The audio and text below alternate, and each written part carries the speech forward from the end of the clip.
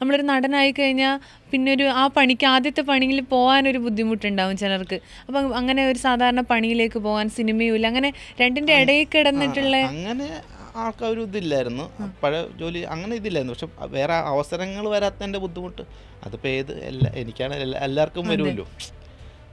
ആ ഒരു ഇത് പറഞ്ഞായിരുന്നു അങ്ങനെ എന്തെങ്കിലും എനിക്ക് വിഷമത്തിൽ. ഈ ഒരു അടുത്ത പീരീഡിൽ കുറച്ചായിട്ട് വിളിയില്ലായിരുന്നു. പക്ഷെ അതിന് മുമ്പൊക്കെ ആൾ ഇടയ്ക്ക് വിളിക്കുമ്പോൾ എന്തെങ്കിലും കൊണ്ട് പറയണം എന്ന് പറയുമ്പോൾ ഞാൻ എടാ ഉറപ്പായിട്ടും പറയാം.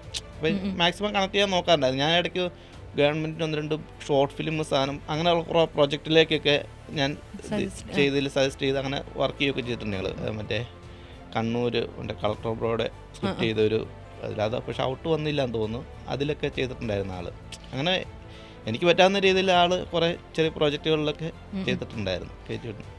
പിന്നെ എനിക്ക് തോന്നുന്ന ആളുടെ അച്ഛന് പെട്ടെന്ന് വയ്യായിക വന്ന് കിടപ്പിലായിപ്പോയായിരുന്നു. ചിലപ്പോൾ അതൊക്കെ ആയിരിക്കും കൂടുതലും. ഈ റീസെൻ്റ്ലി ഓണം ആ ടൈമിൽ ഇങ്ങനെ ആക്സിഡൻറ്റ് എന്തോ പറ്റിയിട്ട് അച്ഛൻ വീട്ടിൽ ഫുള്ളായിട്ട് കിടപ്പിലായിരുന്നു. അപ്പോൾ ആളുടെ കാര്യമൊക്കെ നോക്കിയിട്ട് പിന്നെ സാമ്പത്തിക പ്രശ്നങ്ങളുണ്ടായിരുന്നു.